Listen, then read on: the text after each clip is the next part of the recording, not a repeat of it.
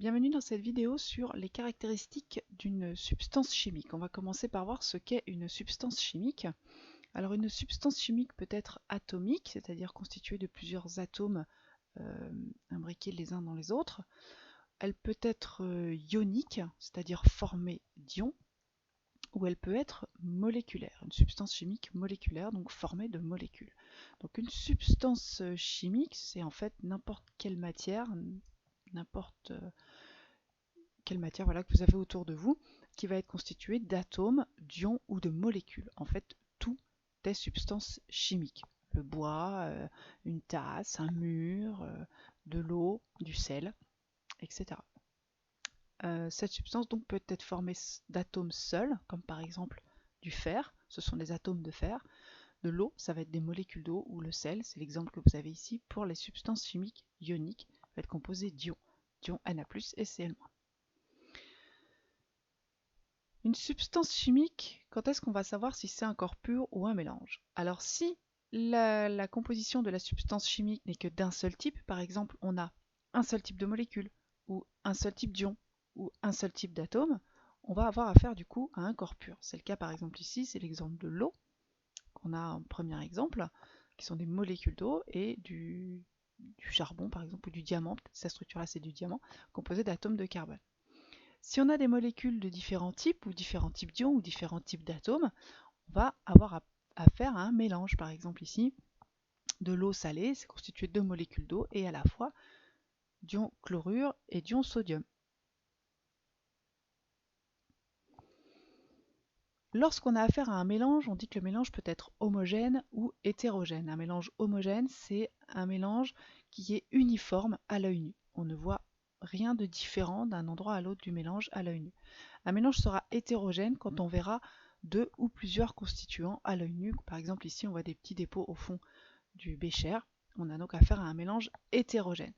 Un mélange, quand un mélange est homogène, donc uniforme, ça ne veut pas dire que c'est un corps pur, hein. C'est bien un mélange, mais on n'arrive pas à voir à l'œil nu la différence entre les différents constituants. Alors que pour un mélange hétérogène, on verra à l'œil nu la différence entre les différents constituants.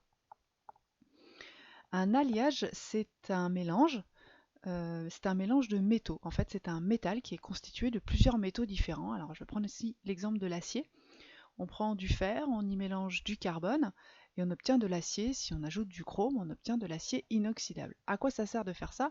Ça sert tout simplement à modifier les propriétés du fer, qui, par exemple, en le rendant inoxydable pour éviter qu'il rouille, ou en le rendant plus léger en rajoutant du carbone. Donc on modifie certaines propriétés en fonction de ce qu'on a besoin de faire, et les propriétés vont être différentes selon la composition massique de notre alliage, c'est-à-dire en fonction du pourcentage de métaux qu'il va y avoir dans notre mélange.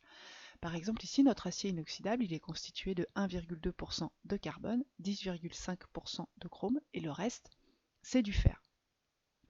Donc si je prends par exemple un morceau de 100 g de cet alliage, je vais avoir 10,5 g de chrome, 1,2 g de carbone, le reste de la masse sera du fer. Selon la composition massique, on ne va pas avoir les mêmes propriétés, et on ne va pas avoir les mêmes propriétés physiques ou chimiques de la substance chimique. Un autre mélange que vous devez connaître, c'est l'air. Donc l'air, c'est un mélange de gaz, l'air que vous respirez. On dit souvent oxygène par abus de langage. Ce n'est pas que de l'oxygène, d'ailleurs ce n'est que 21% de dioxygène, molécule O2, 78% de diazote et 1% d'autres gaz. Ça, c'est une composition que vous devez connaître.